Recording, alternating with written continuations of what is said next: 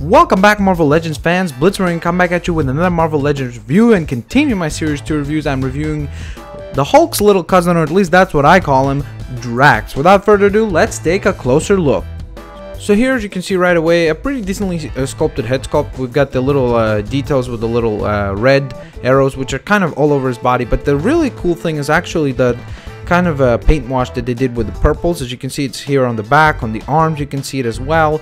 It's all over the figure, basically all over the green parts of the figure, and it's very cool because it really kind of emphasizes the sculpting and really helps carry the figure from just being a plain green color to having some sort of details.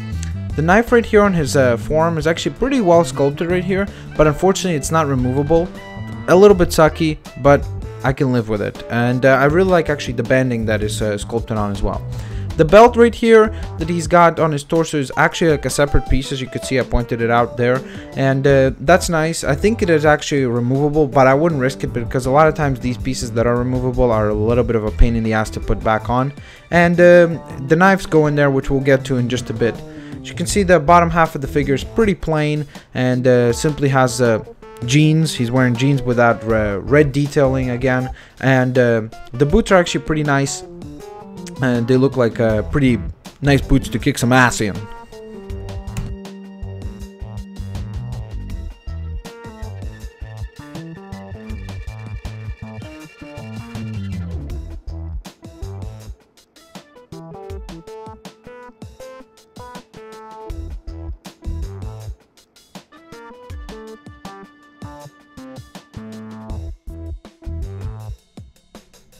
Now, the articulation on Drax is fairly well done as well. It's pretty comprehensive with just a few little mistakes. Or, not mistakes, but issues that I have, which I'll point out in just a bit. But as you can see right here, the head articulation is fairly well done with a lot of maneuverability and no issues there whatsoever.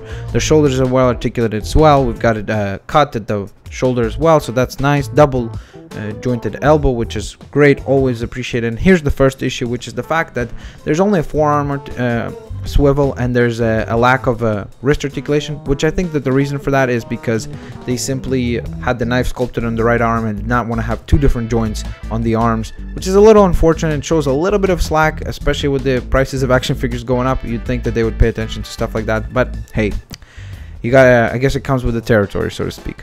And here's the other issue, which is right here at the ankle. Because of the way that the jeans are sculpted, the ankles are quite limited in the articulation, and there's also a lack of ankle rockers, which is a little bit of a nudge against it as well.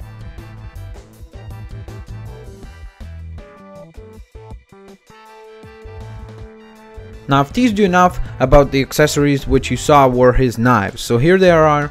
They're pretty nice looking. They actually have got kind of like the handles on the knives have a feel of like a wooden type of thing. Like the sculpting on it is very cool. But unfortunately, as you can see, they bend very easily. They're very thin. And there's also, as a result of that, they're very, like, you look at that. It's so easy to bend them. It's no issue whatsoever. So that becomes an issue. The fact that it's so easy to bend them, they really bend often. As a result of that, they often look very funny in his hands, like he's got these broken ass knives and he's like, oh, I'm gonna cut you, but I first need to get my knife straight.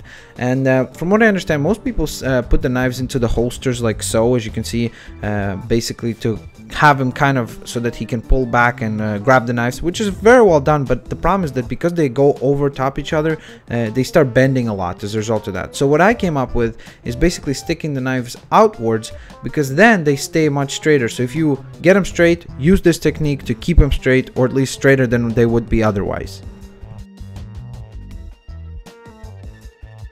So I'm not gonna lie to you guys, this is definitely not a perfect figure. It has some flaws, and the fact that it's a bit of an obscure character doesn't help it either. And unless you're gonna be building the Build-A-Figure, this is definitely one of those figures that you can comfortably skip.